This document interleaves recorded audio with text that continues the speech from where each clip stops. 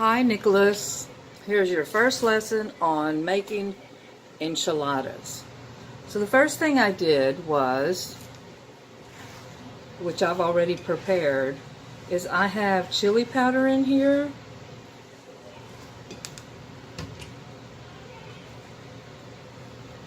Chili powder. Oil. In this case, I'm using Crisco oil. You can use Crisco oil. You can use olive oil. Any one of those will do. And so what I did was I put a tablespoon of chili powder. 1 tablespoon of chili powder.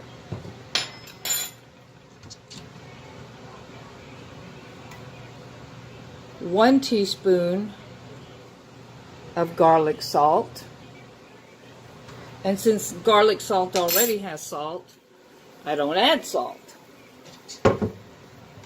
The next thing I'm doing is, as you can see, the water, it's boiling already. So I also used 1 cup of water. So you want your stove to be between low and medium. Well, you can see it kind of boil, but not much.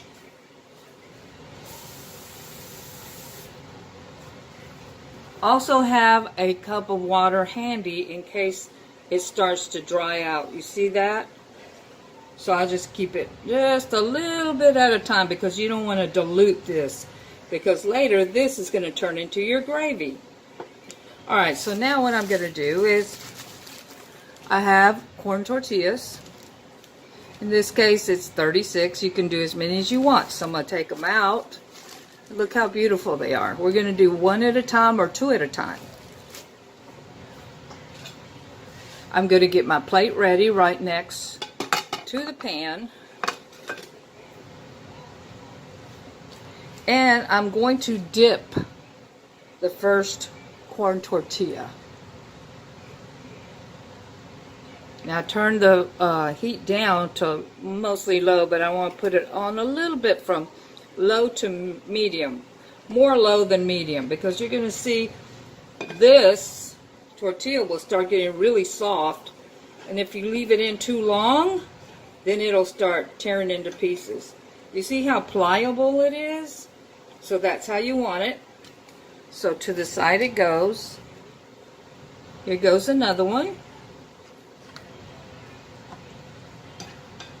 And just kind of put the sauce over that tortilla. What we were trying to do is cover it with the color and also soften it. Now, I don't want you to turn it over. That's for experienced people like me. So you're not there yet. Now, it looks to me like I need to add a little bit more water, because you see it's starting to kind of thicken up a little bit. And you can taste it. Taste this and see if it's to your liking as far as salt. Okay, so we've got 2 already. My plan is to make a dozen. So while that's cooking,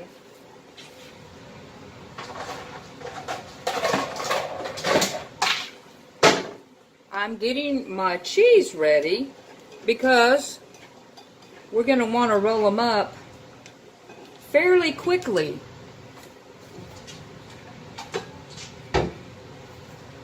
I'm getting another plate because as I take them out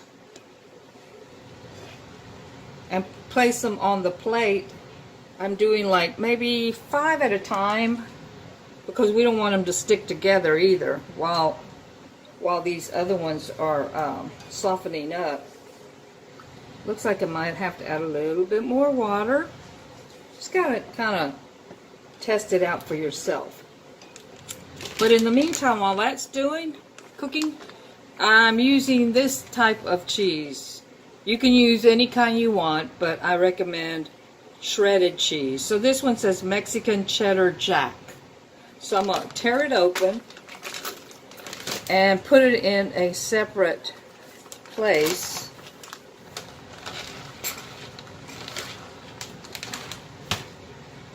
a bowl like this. Okay, and so this one, here's another one that's ready to go. So for instructional purposes, I'm going to turn my pan off and show you what we're going to do next. Let me see if I can turn my camera around. Okay. So, here are the enchiladas we just dipped. Okay. So I'm going to take one. Oh, we can do it from that plate. Here we go. This is so easy. Look at that. I'm just going to put this, roll it up nice and snug, and then place it on the other clean plate. And so here we are, rolling these up, placing them side by side on the next plate, and I'll show you that. You can put as much cheese as you want. Sky's the limit. But don't pile them up to the sky. And here we go. So, let me remove that and show you what we have. The next thing we're going to do is, the next step we're going to do is make our chili gravy. So let me turn this around. And now, turn the heat back on. And now,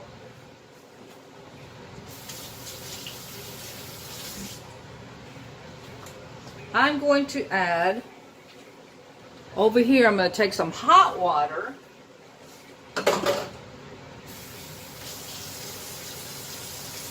Some flour, white flour. And take some white flour.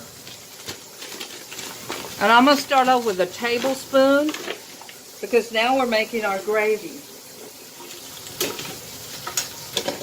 And here is our, what do you call this thing anyway? Whipper? I don't know. I forgot.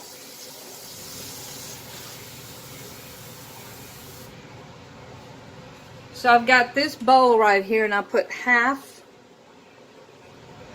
of that is water. I've got my pan on low to medium again, stirring it up. And now I'm going to get me like about a tablespoon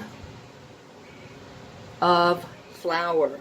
Put it in there, and I'm going to sort of beat it, stir it until we get all the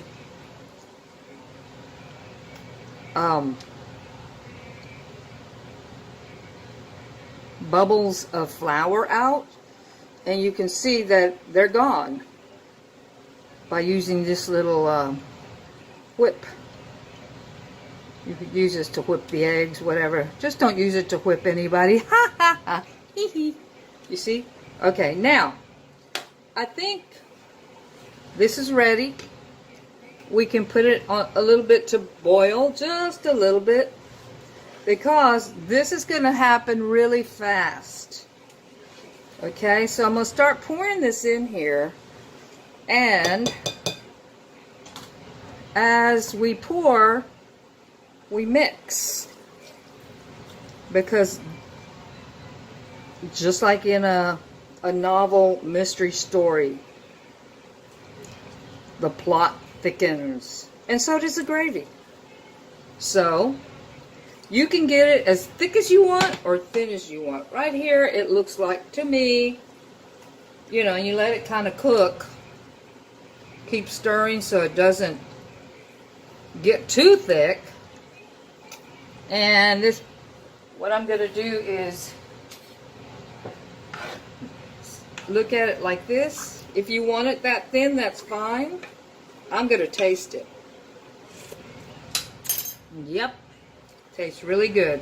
So I think what I'm going to do is add a little, the whole thing, actually. because I want it thicker. So I might want to turn up the heat just a little bit. And we'll watch how it starts boiling. Getting some boiling bubbles here in just a minute. You see them? I'm not going to leave that beater in there for very long.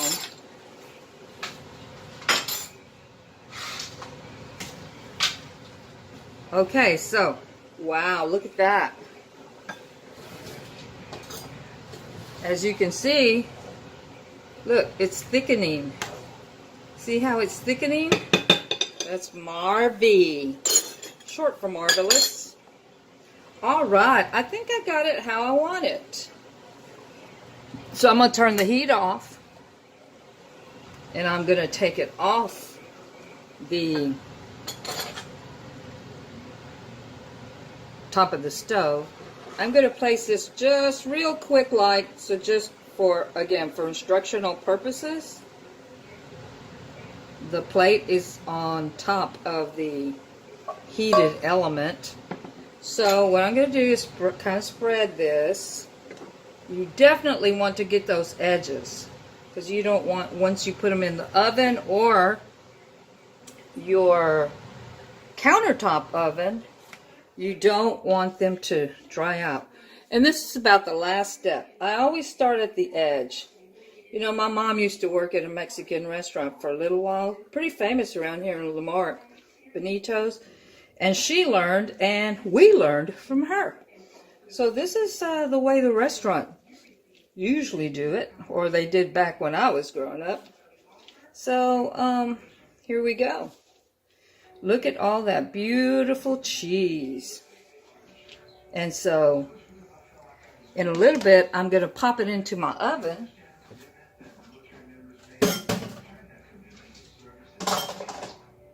I'm going to put it on